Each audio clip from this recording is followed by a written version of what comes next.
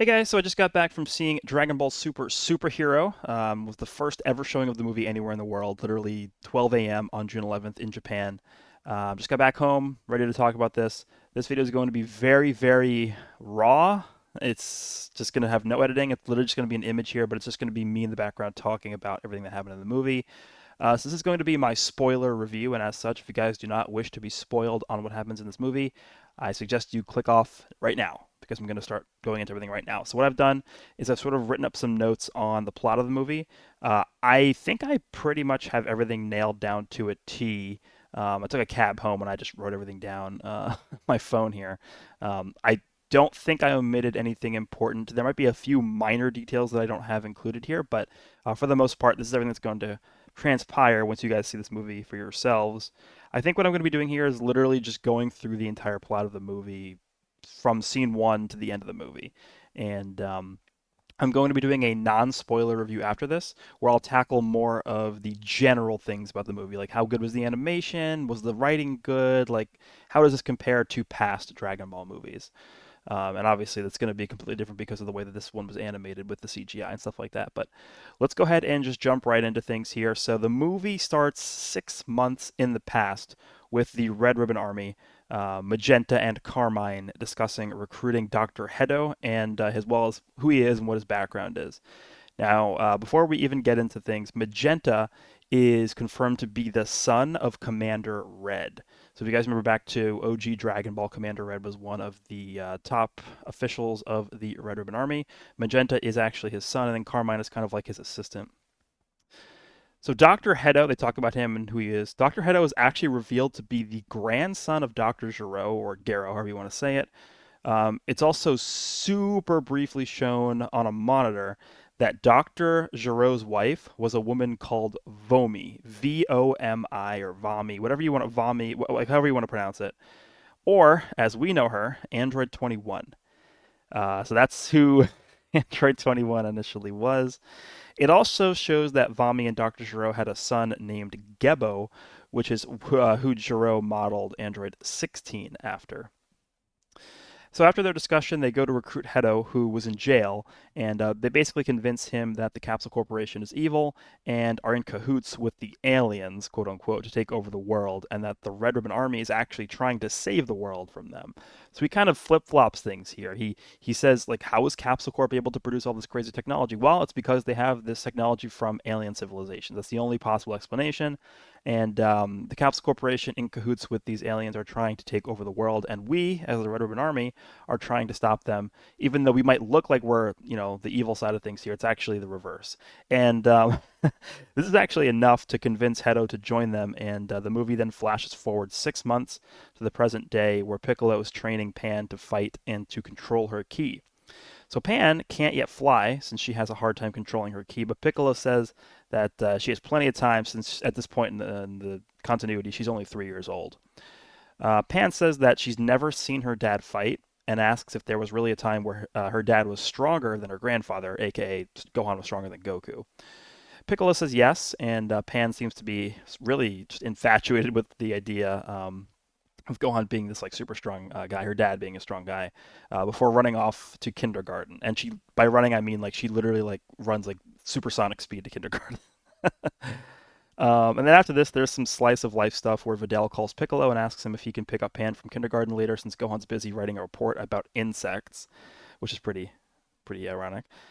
Piccolo gets pretty annoyed with the fact that Gohan can't make time to pick up his daughter from school, so he goes over to confront Gohan about it, and eventually Piccolo agrees to go pick up Pan from kindergarten later. Piccolo uses the clothes beam on Gohan, gives him his basically his own outfit, Piccolo's outfit back, and basically just notes that Gohan's been slacking really hard in his training, and he's just trying to figure out a way to get him back into shape. After that, Piccolo's seen meditating on a rock near his house when he's suddenly attacked by Gamma 2. So Gamma 2 refers to Piccolo, is interesting, as Demon King Piccolo. But then Piccolo apologizes to him and he's just like, sorry, I'm just normal Piccolo. Piccolo notices the red ribbon insignia on Gamma 2's arm and deduces from that he's an android due to him not being able to sense ki from Gamma 2 at all. And then Gamma 2 just basically says like, well, you know a lot, huh?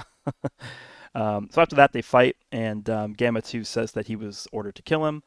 And he honestly seems to make fairly quick work of Piccolo, but doesn't finish him off as he's pretty careless. Right, that's the whole thing here with Gamma 2 and Gamma 1. Gamma 1 is um, more of the serious type, whereas Gamma 2 is more of like a jokester, like it's one of those different personalities contrasting. Um, so he doesn't finish Piccolo off. He easily slips away in like the dust cloud created by Gamma 2's ray gun. Like Gamma 2 basically scans the area, sees that there's no life in the rubble of the blast that emitted from his ray gun, and just like flies away, assuming that Piccolo is just completely vaporized. But Piccolo obviously slips away very easily, and then follows Gamma 2 back to the Red Ribbon Army's headquarters. Here, Piccolo knocks out one of the Red Ribbon Army workers and puts on his clothes as a disguise to sneak in and see what the hell is going on. Um, so this is interesting. Once Piccolo walks through a tunnel, it's basically like Wakanda from the Marvel Cinematic Universe, if you guys are familiar with that, where you can't see it from the outside. You can't see the Red Ribbon Army base from the outside, but once you walk through the invisible gate slash membrane, whatever it is, you see everything, and it's this massive base. Um, so that's basically how it works. Piccolo follows Gamma 2 into the main room where Magenta, Hedo, and Carmine are sort of devising their plan, and he overhears them talking about something called Cell Max, which they are working on. That's sort of their big project that they're working on there. So during this conversation, Hedo seems to only want to focus on Gamma 1 and 2. He even at one point says that he can make an unlimited supply of copies of Gamma 1 and 2 because he has the same technology available if they want to. Um, but Magenta insists that he focus more on Cell Max and asks if he's ready to be deployed, to which Hedo says no, and that the Earth could very easily be destroyed if he's set free before he's finalized. Magenta just seems to have almost no worries regarding like any of that stuff, and just says that they need to make Cell Max priority and to ensure that he's finished as soon as possible. Um, but Hedo just seems to be infatuated with this idea that like, okay, they're superheroes, and that like he's kind of confused as to why he wants Cell Max to be completed so quickly. So after seeing a camera zoom in on Cell Max in his containment chamber, Piccolo just freaks out because he obviously recognizes him, right, from the original Cell. So after this, he calls Bulma to try and get her to get into contact with Whis so that Goku and Vegeta can come to Earth in order to help defeat the Red Ribbon Army. So Bulma tries to call Whis, and then she can't get in contact with him because there's a tub of ice cream covering his staff, so he doesn't see it ringing or hear it ringing, which is pretty funny. So over on Beerus's planet, Goku's getting frustrated with Broly because he can't seem to control his anger while they're sparring. On the other hand, Vegeta is seen meditating on a rock, and Goku asks him why he doesn't train with them, and then Vegeta says that he is training, and he's just taking an influence from Jiren in order to sharpen his mind, so as to not make any unnecessary movements and to think clearly while fighting. And they actually do show a flashback to Jiren during this, which I thought was pretty interesting. He says that the actual difference in power between Goku and Vegeta and Jiren during the Tournament of Power wasn't even that large, and that Jiren's advantage came from him being able to think clearly and not make many unnecessary movements, which I thought was a pretty interesting concept because, back watching the Tournament of Power, I thought it was pretty obvious that Jiren was just like way stronger than both of them, but I guess that's Vegeta's explanation for that. And after that, Whis actually appears and applauds Vegeta, saying that he's completely right and that Goku should take a similar approach. After this, Beerus wakes up after a 4-month nap and asks why the hell Broly is on his planet. Soon after this, Lemo appears as well, offering food, and Beerus loves it. And then Shilai also appears, and Beerus seems to be super infatuated with her, calls her cute, and says that she can stay on his planet for as long as she wants. So after that, everyone on the planet has a feast, and then Whis asks Goku and Vegeta to spar without transforming or using any Ki Blast techniques like the Kamehameha. Goku also mentions that he doesn't want Broly interfering with the training since his anger gets in the way too often, and Whis agrees with this because there's been instances where Broly just gets way too angry and destroys stuff. So that's why the training session, the sparring session, only includes Goku and Vegeta and not Broly. So Goku and Vegeta begin sparring, and Vegeta seems to have the slight upper hand initially until Goku fights back, and eventually they're fighting on even footing. And then Beerus makes a comment about Vegeta's movements being a little bit different than normal, which I guess is just a hint at Vegeta improving, when it comes to fighting. So then the movie cuts back to Piccolo heading over to Korin's tower and getting two senzu beans, and then after that he heads to Dende's place to ask him to unlock his power, basically like how Guru did for Gohan and Krillin on planet Namek, since Dende is the same type of Namekian as Guru was. Dende says he can't do this since apparently you need to be really old to do that. But he says that Shenron might be able to help him with that. So he also mentions that he can upgrade Shenron to be able to have that same type of ability that Guru did. So basically, what happens is Dende takes out the Shenron sort of figure encased in the glass container, and he pours some water over it, and then he states that he was upgraded. Like that. That's it. He upgrades him by pouring water for the thing. So the figure actually starts out as one shape, and then once he pours the water on it, it changes to like a more elaborate shape, which is pretty interesting. Um, Dende also mentions that Bulma already has all 7 Dragon Balls, so Piccolo asks her if he can borrow one of the 3 wishes, and Bulma does agree. So Piccolo summons Shenron and asks him to unlock his potential, like how Guru did on planet Namek, and Shenron does, but also tells him that he gave him something a bit extra as well. That will be important later, remember that. After this, Bulma wishes for her butt to be a bit firmer. That's the second wish. And then the third wish is for her eyelashes to be like extended a little bit. I think it was like 2 millimeters or something like that. And that basically concludes the 3 wishes from the dragon. And Piccolo was very visibly distraught that Bulma would use the wishes for that. Just a little bit of comedy in there as well. Um, After this, Piccolo heads back to the Red Ribbon Army base disguised as an employee again, and overhears Magenta, Carmine, and Hedo talking about their next target being Gohan, and that in order to lure him out, they should capture his daughter, which is obviously they're referring to Pan in this case. So Piccolo thinks this is a great idea to get Gohan back into fighting shape, as he knows that this is something that Gohan would really get worked up about. So he volunteers to help kidnap Pan for the Red Ribbon Army. Again, this is all just to get Gohan worked up in order to get him training again and to awaken his ultimate form. So he goes to Pan's kindergarten. This is basically like after the kindergarten day is over and everyone's getting picked up by their parents. He goes to Pan's kindergarten with another Red Ribbon Army employee who tries to kidnap Pan, but Pan obviously doesn't recognize who he is and knocks him out in one hit. But then Pan instantly recognizes Piccolo, and Piccolo tells her to play along. They both fly back to the Red Ribbon Army headquarters in an actual airplane which Piccolo can't fly at all, so he crashes into a million different things. And this is where Pan pretends to be unable to break out of her handcuffs. Basically what happens is Piccolo takes Pan back to the Red Ribbon Army headquarters, and Carmine is recording a video of her basically being held captive or held hostage there. But again, Pan is just pretending. So then what happens is that Piccolo and the same Red Ribbon Army employee go to Gohan, and they show him the video of Pan on his cell phone. He's like, "Look, we have your daughter. If you want to see her again, you're gonna come and get her yourself because we want you to fight." Right? That's basically what happens. And so obviously Gohan gets very upset. And from this point forward, the entire rest of the movie takes place at the Red Ribbon Army base until the credits roll. So things start with base form Gohan fighting Gamma 1. And I would say that Gamma 1 is like very easily stronger than Gohan in base form. Gohan wonders who Gamma 1 is, and Gamma 1 says that he's a superhero who's been ordered to eliminate evil. Obviously, in this case, referring to Gohan. Gohan doesn't really have any idea what he's talking about, but he goes Super Saiyan and seemingly is fighting on semi-even footing with Gamma 1. Before I think Piccolo remarks that Gamma 1 is learning how to fight as he's fighting, which is not something that's new to Dragon Ball. It's very happens like almost every time now.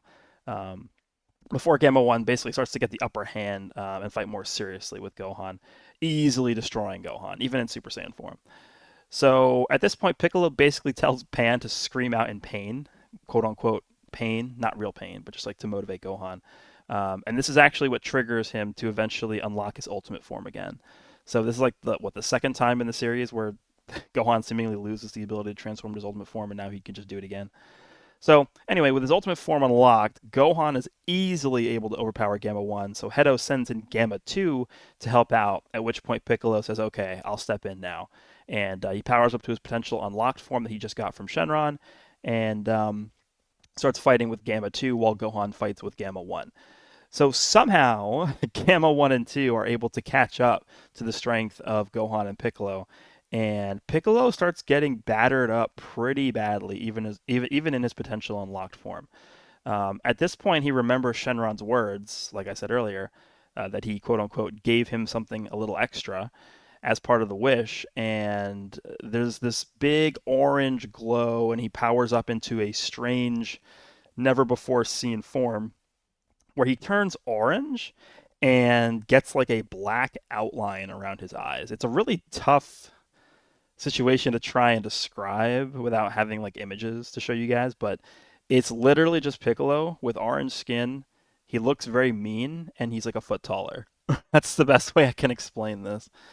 Um, but after Piccolo transforms into this orange form, Gamma 2 tries to attack him again, but his punches literally have zero effect. If you guys remember back to when Hercule or Mr. Satan tries to attack Perfect Form Cell, that's literally what it looked like. Like he's punching him in the chest, like square in the chest, but Piccolo doesn't even flinch. His punches and attacks have zero effect on Piccolo in this form.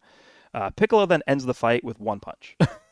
He literally punches Gamma 2 once, and this renders Gamma 2 unable to fight back. He's just on the ground, pretty much unconscious. Um, it's at this point where Krillin, Android 18, and Trunks, Goten, and Bulma all arrive. And Piccolo exclaims that it's been a while since he's seen Trunks and Goten, and that he didn't really realize they got so big. But then this is where Gohan reminds him that Saiyans stay small for a long time, and then all of a sudden, grow big in a very short burst. Gohan asks what the form Piccolo was using earlier, and if it has a name. And Piccolo says that he doesn't really care about what it's called, but that Orange Piccolo would do just fine. That's right. It's literally just called Orange Piccolo. That's the name of the form. Um, Piccolo then gives Gohan a Senzu Bean, but because Gohan lost his glasses in the fight, he actually isn't able to catch the Senzu Bean, so it falls through a crack, and now they only have one left. It's literally this. This is easily just a throwback to when Gohan couldn't catch the Potara earring when Goku threw it to him in the fight against Majin Buu. It's literally the same thing that happens here. So they have one Senzu Bean left. Whatever. So, seemingly being outnumbered, Magenta thinks the only way to win here is, to go activate Cell Max, even though he isn't complete yet.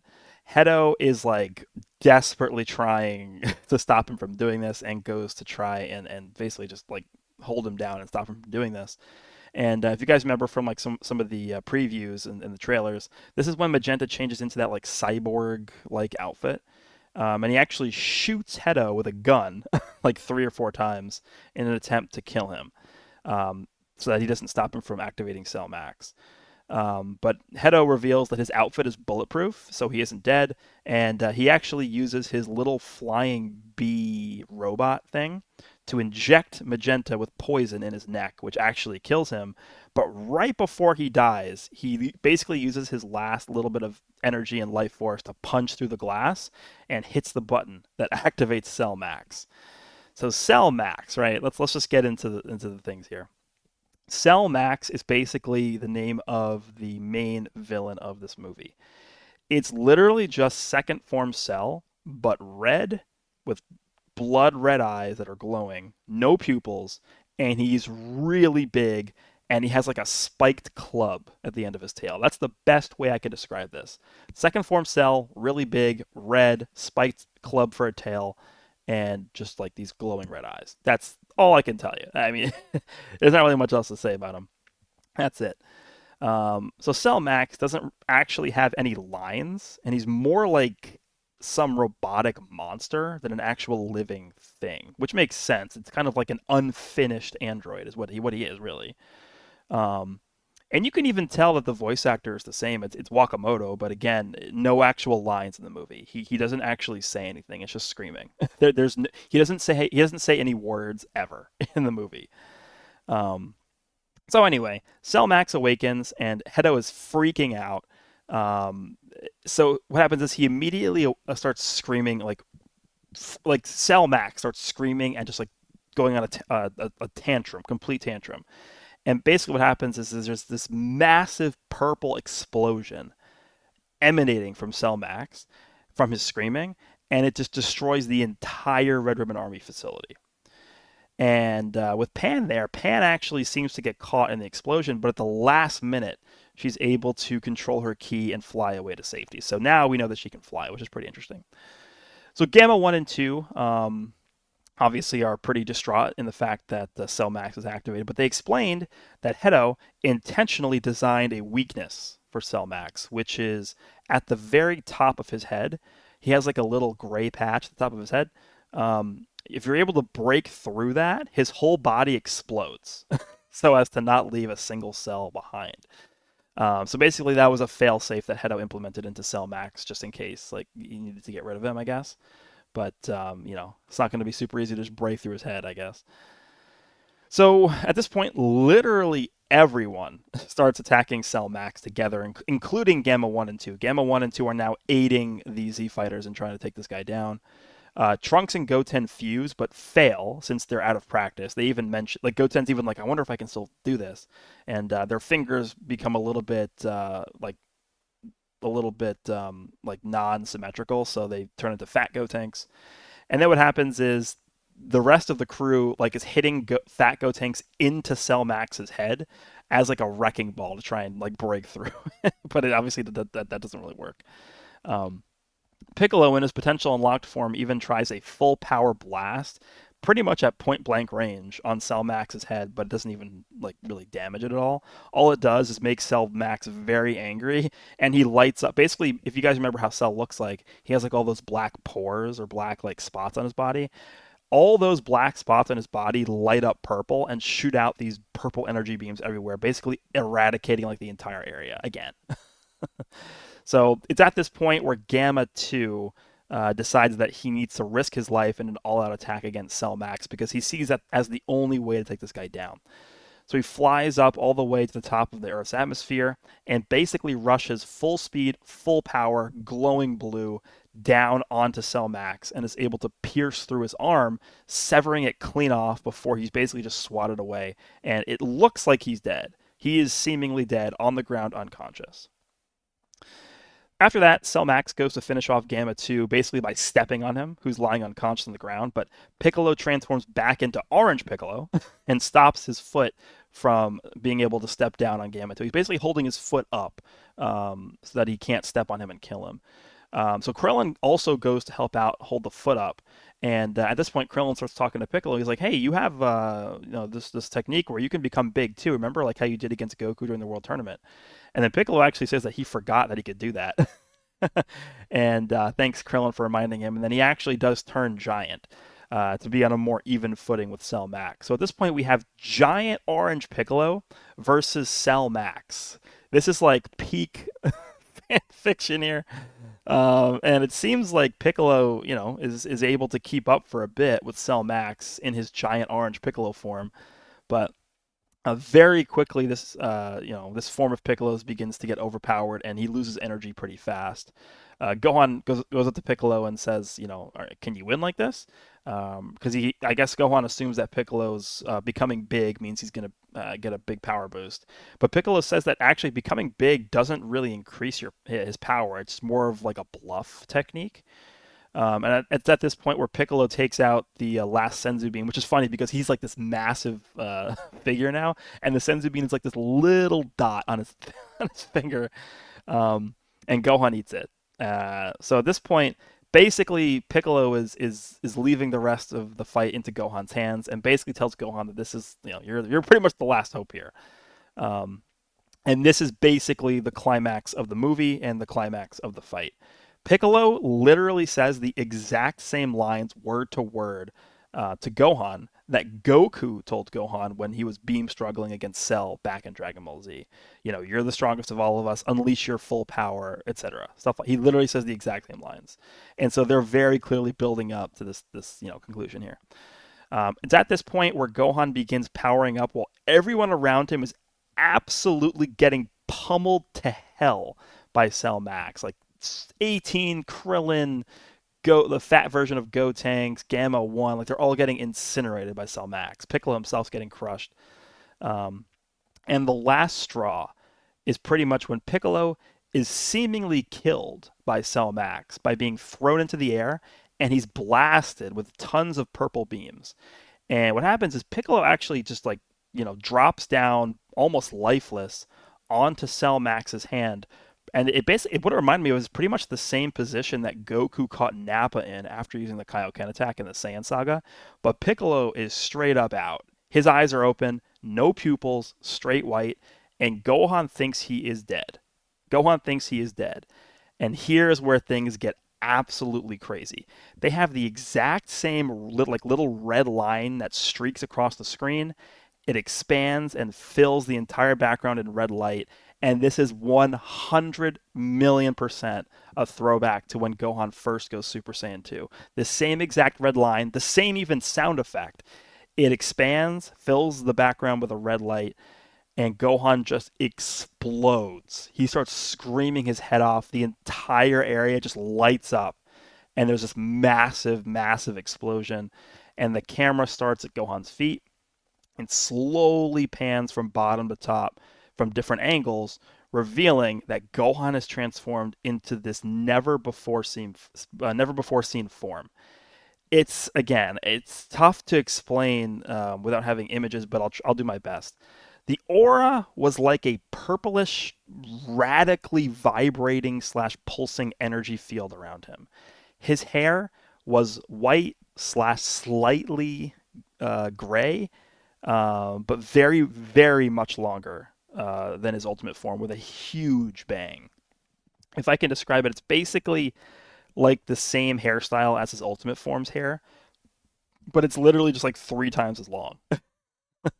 And I believe his eyes were either purple or red. I don't remember which I was literally just like my jaw was literally dropping on the floor watching this.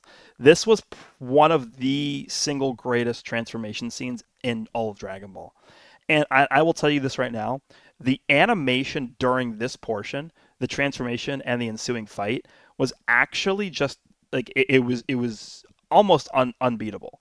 I would say that this part specifically probably does actually eclipse Broly, the Broly movie, in terms of animation. I think this might be the best animation in all of Dragon Ball history. This specific scene or this section of the movie. So basically, what happens is Gohan transforms into this crazy, like I don't even know what you call this, like perfected Ultimate Gohan or something like that. His hair is white. It's like Ultra Instinct esque, but I would say the aura is even crazier than Ultra Instinct, and his hair is just super long. Um, so Cell Max lunges forward and punches Gohan square in the chest. Like he gets a like full power clean shot in on Gohan. Gohan doesn't even flinch. He literally just takes this is exactly what happened earlier with Piccolo when Gamma 2 was punching him in the stomach and he was doing nothing. Again, this is like Hercule punching Cell. The Cell punches Gohan in the chest, and Gohan literally does not even like acknowledge that he's being punched.